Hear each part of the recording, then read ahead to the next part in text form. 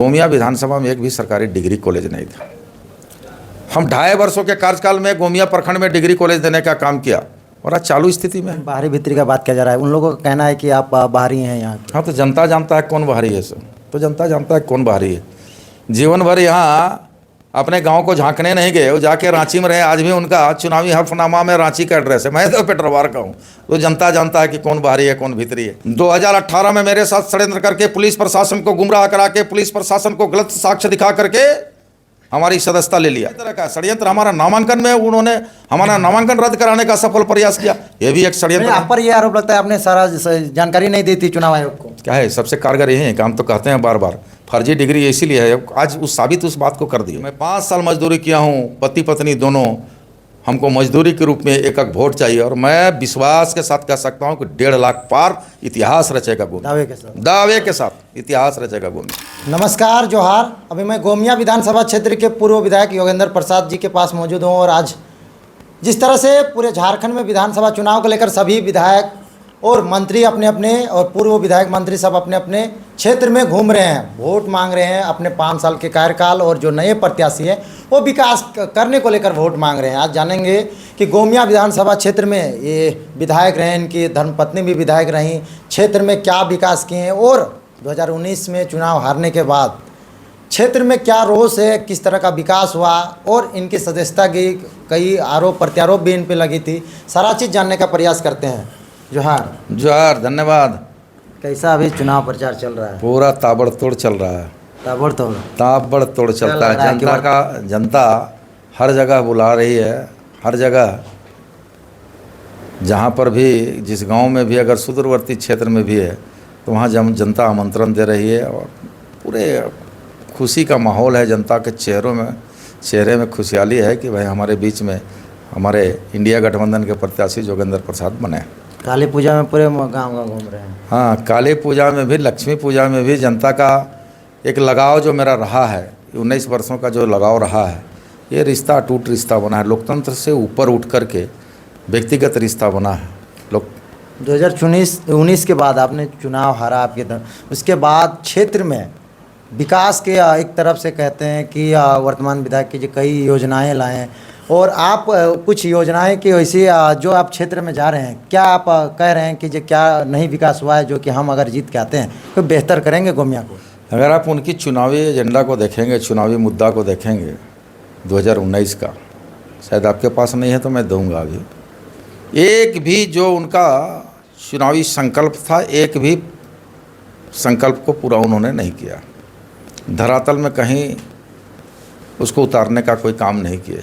केवल झूठ बोल के, जनता को गुमराह करके, केवल सस्ती लोकप्रियता हासिल करने के लिए असफल प्रयास रहा उनका कि धरना प्रदर्शन करके और जनता के बीच में 5 सालों ठगने छलने का काम किया और इसलिए कोई काम नहीं किया। इसलिए गांव में आज उनको वोट मांगने में काफ़ी मशक्क़त करना पड़ रहा है। जिस गांव में जाते हैं उनका विरोध होता है। इस पर ही सवाल करने वाले थे कि हेमंत सरकार रही 1932 की बात हो रही है, वो कई बार कह रहे हैं कि हमने खतियान की बात की है, लेकिन जो सरकार में रहते हुए आपने इस पर आवाज़ नहीं उठाया।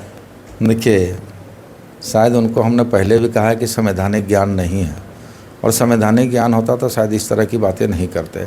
आप देखे होंगे विधानसभा में स्पष्ट बहुमत से पारित करके उनको भेजा गया था उस 1932 के खतियान आधारित स्थानीय नीति और नियोजन नीति को। कौन वो शख्स था? या आसू पार्टी और भाजपा के ही वो शख्स था ना कि PIL जाके कोर्ट में किया था। ये मतलब साजिश हुआ है। ये बिल्कुल, ये भारतीय जनता पार्टी और आसू पार्टी के लोग 24 वर्षों में 17 साल ये लोगों ने शासन किया है और हर सरकार में चिपक के ये लोग सत्ता में रहा है आसू पार्टी के लोग। बावजूद आज 1932 का आवाज़ किसी ने नहीं उठाया था। हमारी सरकार बहुमत से पारित करके विधानसभा में भेजने का काम की थी महामहिम राज्यपाल के यहाँ, और ये लोग एक षड्यंत्र, एक साजिश के तहत इसको उच्च न्यायालय में ले जा करके उसको PIL दायर किया था, जिसके चलते 1932 का खतियान लागू होने में नहीं होते होते रह गया। लेकिन मैं इतना बता देना चाहता हूँ, ये हमारी नारा है, हम ही किए हैं, हम ही करेंगे। अच्छा, आपका क्या सपना है गोमिया विधानसभा में अगर जीत के आते हैं तो? गोमिया विधानसभा के 3 प्रखंडों में और क्या इसी विकास की गाथाएँ नहीं गति गई जो आप? कई ऐसे विषय है जो आज अछूता है। जैसे आप लोग देखे होंगे कि अभी इसी विधानसभा से 2014 से पहले गोमिया विधानसभा में एक भी सरकारी डिग्री कॉलेज नहीं था। हम 2.5 वर्षों के कार्यकाल में गोमिया प्रखंड में डिग्री कॉलेज देने का काम किया और आज चालू स्थिति में है, बच्चे पढ़ाई कर रहे हैं। लेकिन कसमार पेटवार के छात्र पलायन कर पूरी बात मेरी करने दीजिए। तो मेरे 2.5 वर्षों का कार्यकाल, लोग तो यहाँ 4 बार रहे हैं, 20 साल का टर्म रहा है, मंत्री भी रहे हैं, कोई 5 बार रहा है, और इनका भी कार्यकाल वर्तमान सांसद का 6 वर्षों का रहा है, और हमारा जो माननीय विधायक हैं उनका भी कार्यकाल 5 साल का रहा है। कोई एक स्कूल को उत्क्रमित नहीं कर पाए। डिग्री कॉलेज खोलने का तो बात छोड़ दिए, उन्होंने अपनी चुनावी घोषणा में कहा था कि मैं कसमार और पेटरवार में डिग्री कॉलेज खोलूँगा, लेकिन खोल नहीं पाए। अब उनका कहना है कि मैं विपक्ष में था, तो मैं भी विपक्ष में था तब हम डिग्री कॉलेज खोले। ये विपक्ष और पक्ष का मामला नहीं है, उनका विवेक का मामला है, और उनकी ताकत, उनकी क्षमता उनके ऊपर निर्भर करता था कि भाई डिग्री कॉलेज खुले, गंभीरतापूर्वक उस पर लगते तो निश्चित तौर पर खुलता, लेकिन खुल नहीं पाया। लेकिन मैं आपके माध्यम से जनता, कसमार की जनता और पेटरवार की जनता को आश्वस्त करता हूँ कि हर हाल में डिग्री महाविद्यालय बनेगा। लेकिन बाहरी भीतरी का बात किया जा रहा है, उन लोगों का कहना है कि आप बाहरी हैं यहाँ। हाँ, तो जनता जानता है कौन बाहरी है सर, तो जनता जानता है कौन बाहरी है।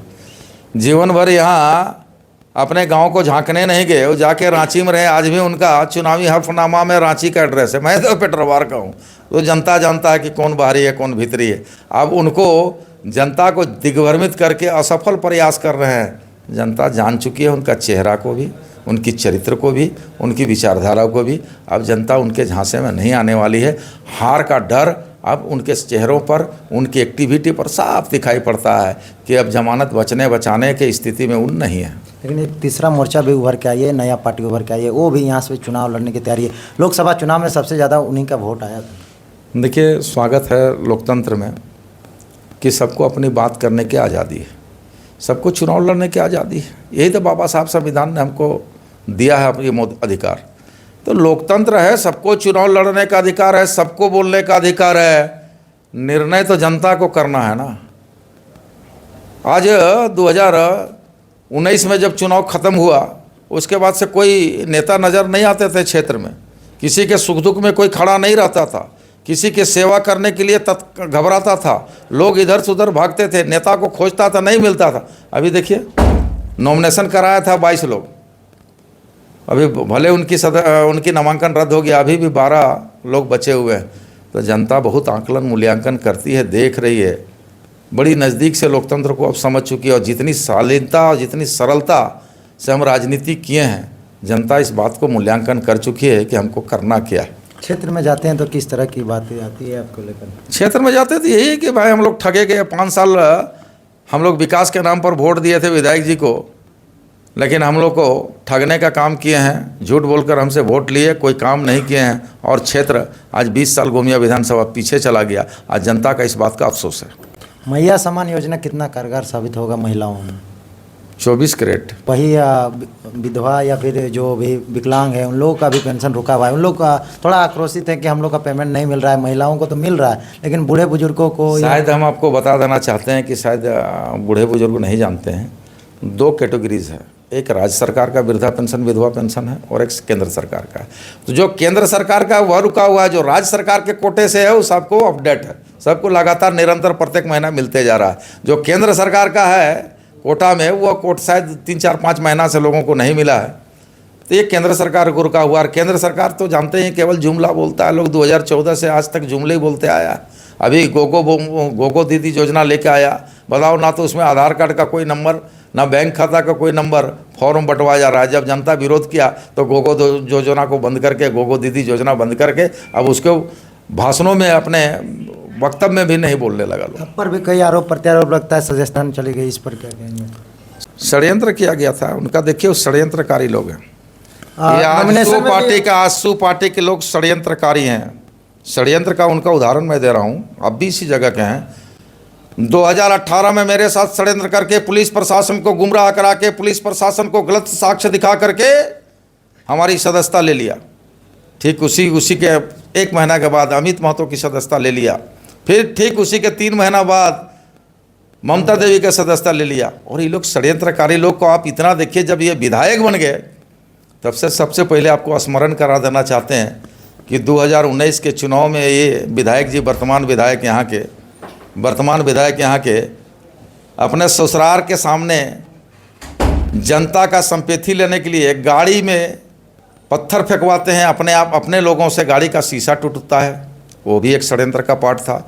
माननीय सांसद जो वर्तमान है वो भी जैना मोड़ में आप देखे होंगे एक होटल में, आर्यन होटल में, कहा कि मेरे गाड़ी में विपक्षियों ने पत्थर फेंक दिया, वो भी शीशा टूटने का आरोप लगाए, वो भी एक षड्यंत्र था। तीसरा षड्यंत्र देख लिए माननीय विधायक जी का यहाँ कि अपने घर में लोग, एक अखबारों में भी आया था कि हमारा घर में हमारी हत्या करने आया था, चंद्रपुरा में जिस घर में वो रहते हैं हत्या करने आया, तो भी एक षड्यंत्र था। षड्यंत्र और भी कई तरह का षड्यंत्र, हमारा नामांकन में उन्होंने हमारा नामांकन रद्द कराने का सफल प्रयास किया, ये भी एक षड्यंत्र। आप पर ये आरोप लगता है आपने सारा जानकारी नहीं दी थी चुनाव आयोग को। क्या है, सबसे कारगर यही है कि हम तो कहते हैं बार बार फर्जी डिग्री इसीलिए है, आज साबित उस बात को कर दिए कि नामांकन में ये विरोध करके इस बात को साबित कर दीजिए कि सही में हमारे फर्जी डिग्री है। भाई इलेक्शन कमीशन जब आप आपत्ति दी, आप जोर जोर से चिल्ला के कह रहे हैं कि इनका नामांकन रद्द करो, इनका नामांकन में ये रिजाइन नहीं दिए हैं, हम तो साक्ष्य दे रहे थे, और बिना तथ्यों और बिना साक्ष्य के आधार पर उन्होंने बाज़बरदस्ती प्रेशर बनाने का प्रयास किया मेरे नामांकन को रद्द कराने के लिए, केवल इस डर से कि जोगेंद्र महतो रहेगा तो मेरा जमानत नहीं बचेगा। केवल ऐसा क्यों? आप इतना थोड़ा आक्रोशित, थोड़ा अधिकारियों से इतना भड़कते क्यों हैं? कई लोग कहते हैं कि वो थोड़ा दबंगई अधिकारियों को पर डांट फटकार लगाते रहते हैं। तो नहीं लगाएंगे तो जनता का काम करेगा क्या? कोमल भाव से भी हो सकता है। कोमल भाव से जनता का अगर काम पहले शालीनता और संवैधानिक तरीक़ों से, और नहीं अगर हमारा जनता का काम करेगा, हम जनता के नौकर हैं ना, तो जनता का हर हाल में जनता का काम कैसे कराना, वो कला तो हमको रखना पड़ेगा ना। अगर हम वो कला नहीं है तब तो फिर हम जनता, हमारा कोई पुलिस पीटेगा, कोई कहीं ले जाएगा, पकड़ के ले जाएगा, परेशान करते रहेगा। हमारे कार्यकर्ताओं, हमारी जनता को 5 सालों में हम विधायक नहीं रहे, उसके बावजूद भी कोई परेशान करने का हिम्मत नहीं किया, किसी तरह का उनकी भावना को ठेस नहीं पहुंचने दिया। तो आगे आप जनता को क्या कह जाएंगे अंतिम में? अंतिम है जनता इस बार 1.5 लाख पार। 1.5 लाख पार। 1.5 लाख। कौन ये मुकाबला की किस? कोई मुकाबला नहीं है। मुकाबला क्या होता है? मुकाबला कोई मुकाबला नहीं है। 1.5 लाख पार। हमने कहा कि गोमिया विधानसभा की धरती 2014 में 98,000 वोट हमको दिया था। इस बार 1.5 लाख पार हमारी जनता पर हमें इतना विश्वास है, और मैंने जनता का निरंतर सेवा किया हूँ। और मैंने मंच में उस दिन नामांकन में कहा कि मैं 5 साल मजदूरी किया हूँ, पति पत्नी दोनों, हमको मजदूरी के रूप में एक वोट चाहिए। और मैं विश्वास के साथ कह सकता हूँ कि 1.5 लाख पार इतिहास रचेगा गोमिया। दावे के साथ इतिहास रचेगा गोमिया। चलिए, ये इनका विचार आपने सुना, इनका विचार आपको कैसा लगा, बाकी इनका कार्य क्या रहा, आप हमें कमेंट बॉक्स में बताएंगे। समय देने के लिए आपको बहुत बहुत धन्यवाद। धन्यवाद आपके दर्शकों को, धन्यवाद।